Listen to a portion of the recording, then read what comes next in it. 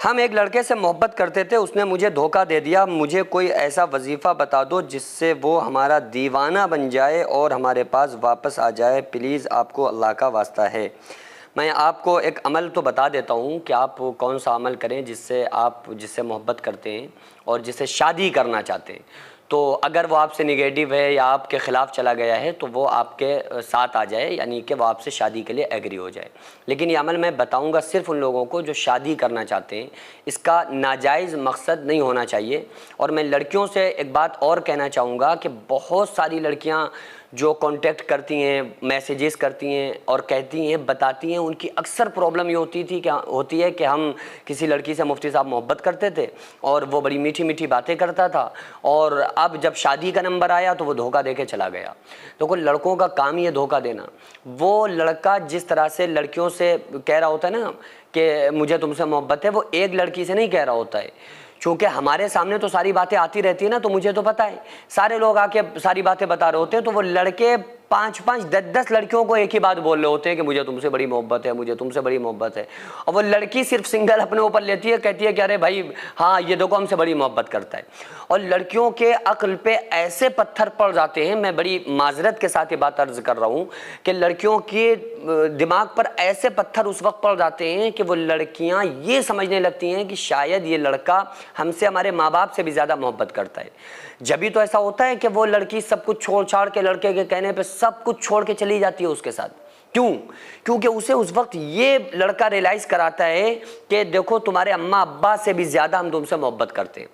वो अम्मा अब्बा बहन भाई फैमिली की मोहब्बत एक तरफ होती है और वो धोखेबाज लड़के की मोहब्बत लड़की को एक तरफ लग रही होती है। जब भी तो सब कुछ छोड़ छाड़ के सिर्फ लड़के के साथ चली जाती है, लेकिन अंजाम क्या होता है? 2 ही साल बाद, 3 साल बाद जब पट्टी नहीं खाती है, घर से भी ताल्लुक़ ख़त्म हो चुके होते हैं, तो फिर उसे पता चलता है कि यार हमने क्या किया। हमारे पीछे जो हमारे घर वालों का जो बैकग्राउंड था वो हमने वहीं से अपने ताल्लुक़ ख़त्म कर लिए, तो फिर लड़का बड़ा जुल्म और सितम करता है। तो इसलिए ऐसी हरगिज़ कोई गलती ना करें अपने आप से। लेकिन अगर कोई लड़की फंस चुकी है, कोई लड़का फंस चुका है, अब वो ये चाह रहा है कि भाई हम उससे हमारी शादी हो जाए, या कोई राज़ी नहीं है, या लड़का धोखा देने की कोशिश कर रहा है, तो उस कंडीशन के लिए मैं आपको एक अमल बता देता हूँ, आसान अमल बता देता हूँ कि आप क्या करें। भाई आप उसको पिला तो सकते नहीं, अगर खिला पिला सकते हो तो फिर ये मसला ही क्यों आएगा कि आप कुछ करवाएं। तो मैं आपको एक वजीफ़ा बताता हूँ। कुरान की आयत है, गालिबन दूसरे पारे में है, दूसरे पारे में चौथे सफ़े पे। हिफ्ज़ का कुरान अगर आप लेंगे तो उस तरतीब से आप चौथे सफ़े पर बिल्कुल शुरू में लिखिए। कौन सी आयत है? बिस्मिल्लाहिर्रहमानिर्रहीम। युहिब्बूनहुम कहुब्बिल्लाह वल्लज़ीना आमनू अशद्दु हुब्बन लिल्लाह। युहिब्बूनहुम कहुब्बिल्लाह वल्लज़ीना आमनू अशद्दु हुब्बन लिल्लाह। इसको 121 मरतबा पढ़ना है और घर की छत के ऊपर खड़े होकर पढ़ें। कोई किसी के लिए भी कर रहा है, लेकिन जायज़ मकसद होना चाहिए। जिस तरफ भी उसका घर है ना, तो उसकी तरफ पढ़ के इशारतन फूंक मारे, यानी कि इशारतन बस फूंके तो, और दिल में ये इरादा रखे कि हम जायज़ मकसद के लिए कर रहे हैं, कि हम शादी के लिए, और फिर उसके बाद अल्लाह ताला से दुआ करें। अल्लाह ताला से दुआ करें, 2 रकात नमाज अगर पढ़ लें फिर दुआ मांगें तो ज़्यादा बेहतर है। लेकिन अगर आप नमाज नहीं पढ़ सकते तो फिर वैसे ही अल्लाह से दुआ करें कि परवरदिगार आलम, हम ये चाहते हैं कि ये हमारे हक़ में बेहतर लड़का है या लड़की है, जिसके लिए भी आप कर रहे हो, कि इससे हमारा निकाह हो जाए। तो अगर ये हमारे हक़ में बेहतर हो तो मौला तू हमारे बारे में हमसे ज़्यादा बेहतर जानता है, तू हमें अता फरमा दे।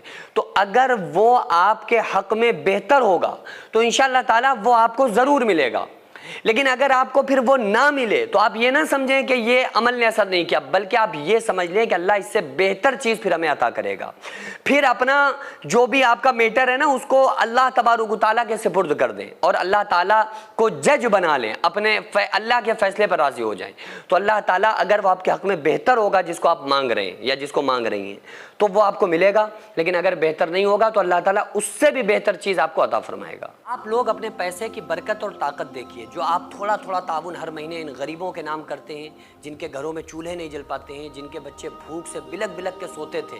अल्हम्दुलिल्लाह जो हमारी आगाज़िया वेलफेयर सोसाइटी हर महीने उन गरीबों को राशन देना, उन बीमारों का इलाज कराना, ये तमाम काम जो हमारी सोसाइटी कर रही है, और आपकी की हुई मदद से जो इन गरीब घरों में खाना बनता है, तो ये सिर्फ अल्लाह का शुक्र अदा नहीं करते, बल्कि हम तमाम लोगों के लिए खूब सारी दुआएं करते हैं। तो इसलिए आपसे गुजारिश है कि हर महीने उन लाचारों, बेवाओं और बच्चों के लिए इतने इतने पैसे ज़रूर निकालें कि जिससे उनका चूल्हा बुझ ना पाए और हमेशा वो लोग खाते पीते रहें और हम तमाम लोगों के लिए वो दुआएं करते रहें। तो आप लोग इस सिलसिले को जारी रखिए। आप अपने नाम से, अपने मरहूमीन के नाम से ज़रूर ज़्यादा से ज़्यादा ताबुन करें। स्क्रीन पर आपको जो आगाज़िया वेलफेयर सोसाइटी का अकाउंट नंबर और स्कैनर नज़र आ रहा है, इसके ज़रिए से आप लोग ज़्यादा से ज़्यादा मदद करें।